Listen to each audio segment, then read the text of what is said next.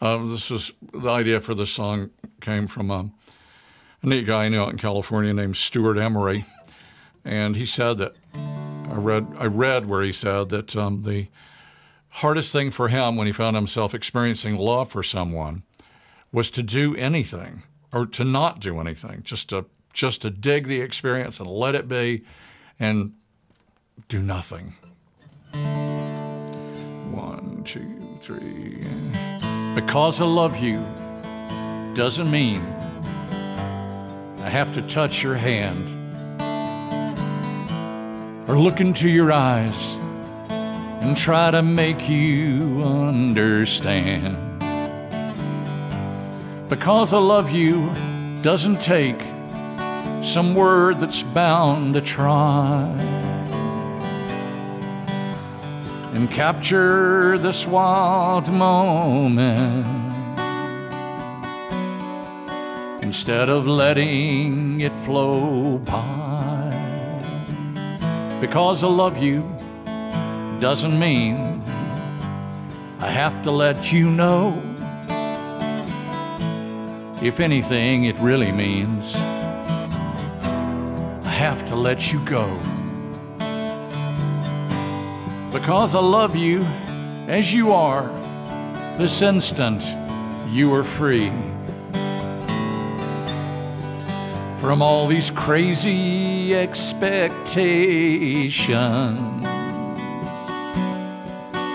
all the things I want to be.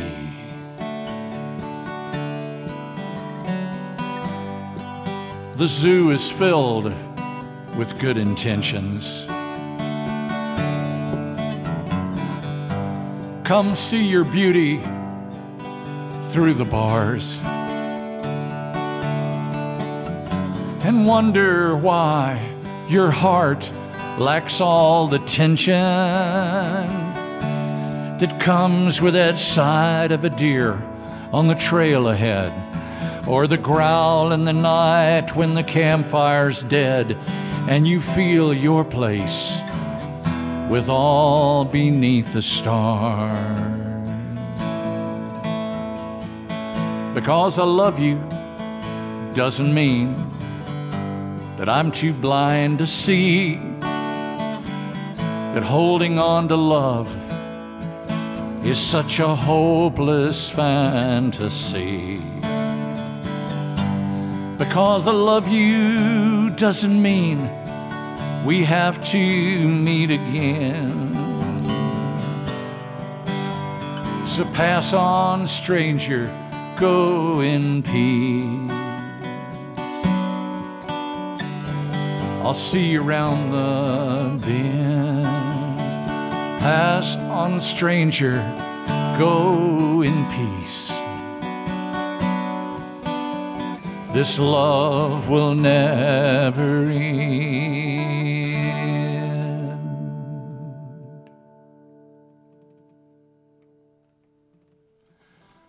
Well, that says so many things to me. And just first off is that, love isn't something you go out and find. It's really a place that you come from. But what I like in that song is also is when you say, in this instant you are free. And for me, my mom had, I guess my parents, I should say, had Glenn Campbell records when I was little, and that was one of my favorite things to listen to as a child. I mean, at the age of 5, I would sit and play records, Glenn Campbell and Nat King Cole. Those were my two favorites.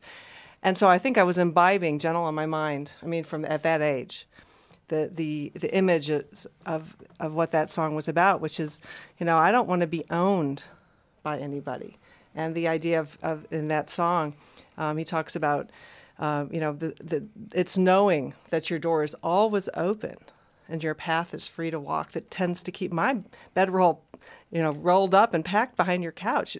It's knowing that I'm not owned that keeps me here. But the second you close the door, the second you try to hold me down, man, I'm going to be out of here. And so, it's funny, as you were singing that, I realized how early I'd been hearing those lyrics. And it's really influenced my whole life. We're married, but when we, I don't wear a wedding ring because I don't like the idea of being owned, and to me, that's what a wedding ring communicates to the world: is taken, owned, and I don't. I'm not that. I don't. That's to me. That's not love. To me, that's. But it's an understandable reflex. Yeah. Because we're so starved for love. Right. Because we live almost all our lives in a state of flight, fight. And all of a sudden, Maria, I just met a girl named Maria. Well, it's probably copyright infringement. That's right. See, if I quote the lyrics, is that not copyright infringement? But you sing them, it is. I mean, how does that work? I don't know. But so the instinct is to get out your tent peg, and chain and stake your claim to love. Love is a rose, but you better not pick it. Only grows when it's on the vine. That's right. And but it's understandable. We're like starving children giving the keys to the bakery shop one sunny day, and the desire is to gorge. Yeah. I can relate to that analogy. Right. That's right. And we have such rules about love. Arthur went home to tell his mother once about an experience of universal love, maybe the woman at the Krispy Kreme counter. And, he was just saying how incredibly wonderful the sense of universal love was, to love all people equally. And she hated that idea. She hated the idea that he would love some Joe, how did she put it? Joe Schmo? Joe Blow. Joe Blow. She hated the idea that he would love Joe Blow as much as his own mother. And she said, and that means your love for me doesn't amount to much. That it diminished his love for his mother. Maybe she had a point. You don't hear songs like, Joe Blow, I just made a friend named Joe Blow. I mean, we started this rap by saying, we think all love is the same.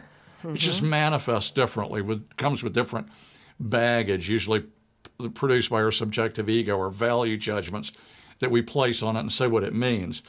Lie down, I think I love you, for instance. See, I would disagree with you, because I would say every single Christian song, well, maybe not, March On, Onward Christian Soldiers, but I mean, most every Christian song is about the universal love that Jesus had, and that's why there is a Christian religion, because of the universal love that Jesus embodied. And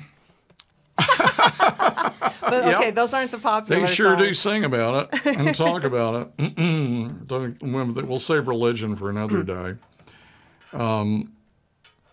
We do tend to, I think the most dramatic manifestation of love, the experience that most of us are familiar with, is the romantic, is a strong, with all the baggage that comes with that, the desire for possession, to own, to last for a lifetime, those really sad vows, to love, honor, and obey as long as you both shall live. Look, I can't promise to do the laundry tomorrow. I could promise it, but it's probably worth about that much. So, anyway.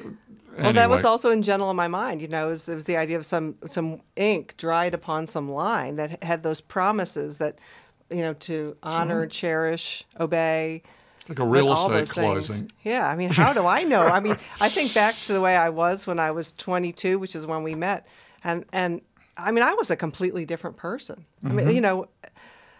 So literally, right? Your whole body changed. Well, it's that's completely true. different body every 7 years or something. So they say. So we're told. Psychologically, my God, I've changed so much, and to imagine that promises I made back then would be holding me now, it's kind of ludicrous,